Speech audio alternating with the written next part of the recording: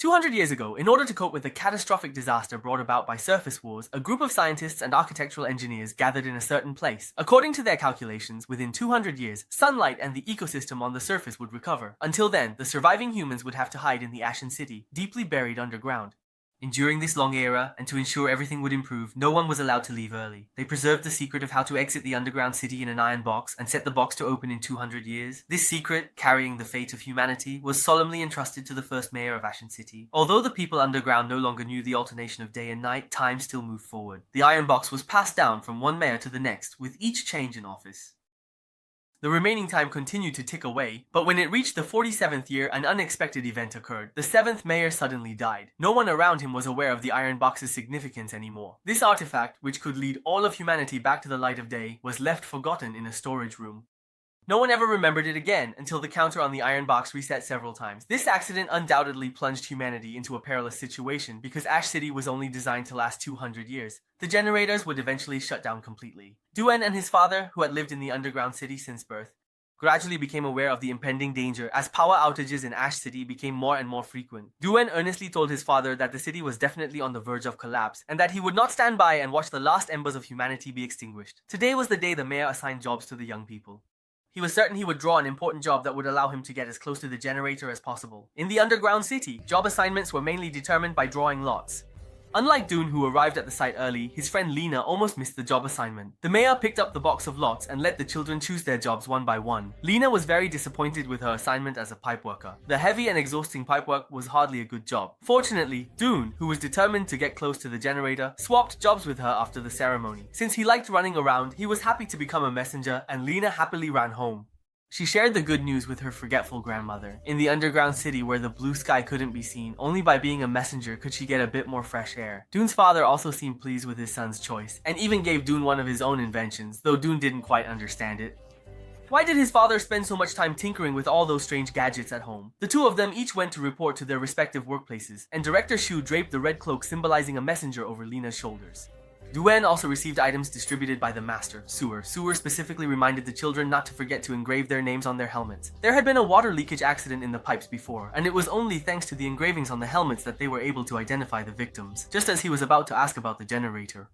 The exhausted Shu had already fallen asleep at some point. Lena's first message was sent to her father's old friend, Clary, whose underground plantation had not yielded a good harvest. News from afar was a rare comfort, but before the two could exchange more than a few words, the steward's anguished scream drew their attention. It turned out that someone had escaped back to Ashes from outside the city. He seemed to have encountered a monster not far away and barely escaped with his life, but leaving the city was an illegal act.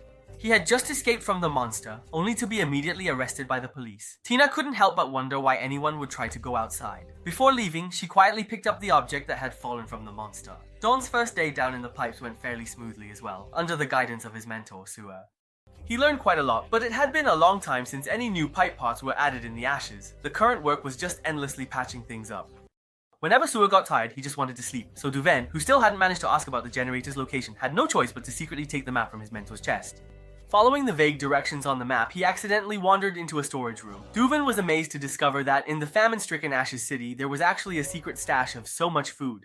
But the furious warehouse manager Rupa Lima immediately drove him out. Just as Duven was getting up from the ground and hadn't had time to react, another major blackout struck. With the lights gone, the streets were instantly plunged into darkness, but by recognizing voices, he still managed to find Lena nearby. Lena told her friend that someone had once followed the river out of the underground city and even brought back a monster. The things we carry must have a purpose. There must be some way for us to leave this place. Before she could finish speaking, the lights came back on and the core generator needed everyone's help. Drafted by the authorities, Duven had no time to listen further. He took the item from the monster that his friend handed him and returned to the worksite. Duven finally saw the generator he had dreamed of for so long, but after years of running beyond its limits, the machine was on the verge of breaking down and terrified workers were fleeing in all directions. Soon, humanity would lose all electricity and Lena had no energy to spare either. The clock shop owner entrusted him with an important message to deliver. This blackout had created a new market opportunity. As Lena ran home, she informed everyone that the power outage would last for 7 minutes. At home, her grandmother was badly frightened by the blackout. Always forgetful, she claimed to have lost something important.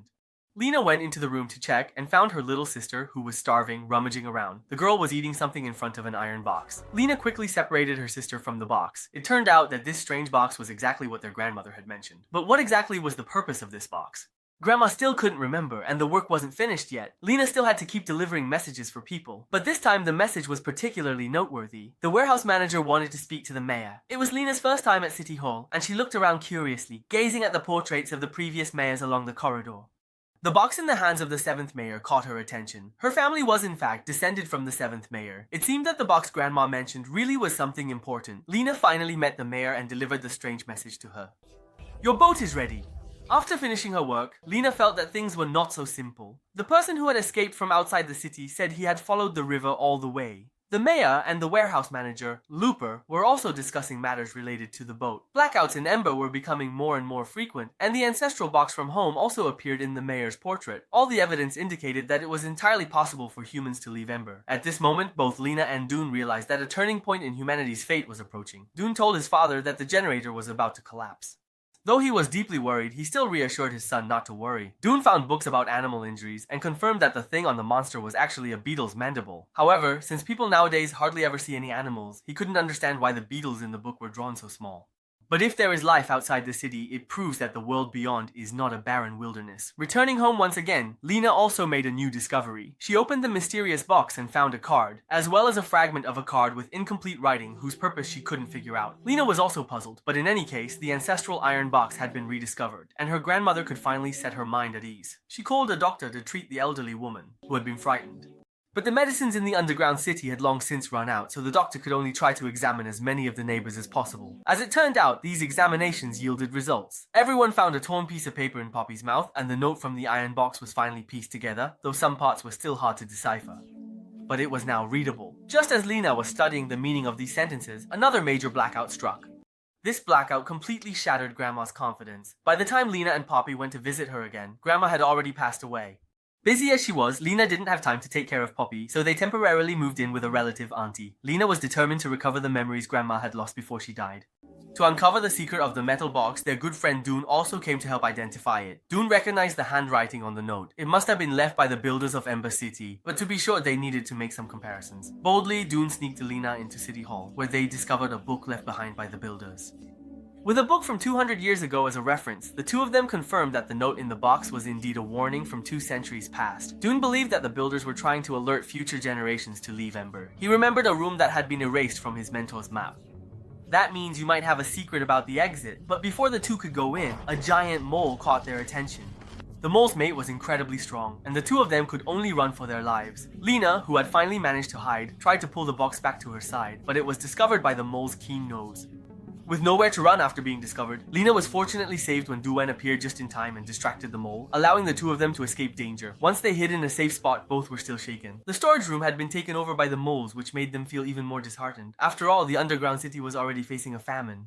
Under the destruction caused by the rodent infestation, things became even more precarious. No one knew whether darkness or hunger would strike first. Feeling lost, Duen took off his helmet, and Lena suddenly noticed that her own surname was engraved on it. It turned out that the tradition among pipe workers was to carve their names on their helmets. It seemed that the worker Master Schuer had mentioned, the one who disappeared, supposedly drowned, was actually Lena's father. But the underground city's pipes were just a recycling and irrigation system with no other water sources. No one would believe that her father drowned while working. Determined to uncover the truth, Lena went to the plantation and found Clary. It turned out that Lena was not the first person to study the box. Her father had noticed the metal box years ago and discovered that the numbers on it had already reached 0. He believed this was a warning sign of the coming apocalypse. He had long realized that the water system in the underground city always flowed from one place to another. The key to escaping the apocalypse must lie downstream from the outer river. The secret passage that her father and his companions dug was right in Clary's plantation. However, the tunnel later became flooded, and while the other followers managed to escape by sheer luck, her father disappeared into the passage forever. In order not to attract the government's attention, they had no choice but to say that her father died at his workplace. Since her father had paid such a heavy price and still failed, Lena, feeling completely lost, also lost confidence for a while. On Clary's suggestion, she gradually began to consider seeking help from the mayor. However, the mayor was busy presiding over a civic event and didn't have time to meet her for the moment. So Lena stood by the street holding the box, waiting. That was when the patterns on the ground caught her attention. Perhaps the shape and design of the note weren't random after all, but just then her friend Lizzie, who had fallen nearby, interrupted her train of thought.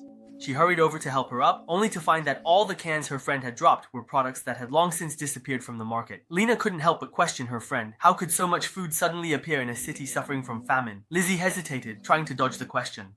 He told Lena that these were all food items that had already disappeared from the official records, but in reality, they had always been stored in secret warehouses around the city. The reason he was able to get them was because the warehouse manager Rupa was pursuing him. When Lena heard this, she suddenly realized that Rupa was the very person who had delivered a message to the mayor. A sense of foreboding welled up inside her. She hurried to find Dune and told him about the incident that had been disrupted by the moles last time. The room that had been erased from the map was right near the area under Rupa's supervision, and there had to be an important secret hidden inside. The two of them quietly opened the door to the room, and sure enough, they found countless food supplies stored there. And inside, having eaten and drunk his fill and now sleeping soundly, was none other than the mayor himself, who always appeared so kind and caring in public.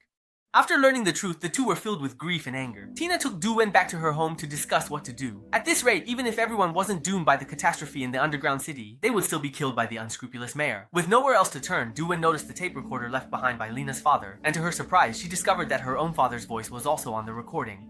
It turned out that among the group who discovered the secret passage in the plantation years ago was Du-Wen's father, Ashen, who loved inventing things. Now both of them were in danger and could not wait any longer. Lena rushed to the city hall and reported the mayor's corruption to the sheriff, who looked utterly shocked.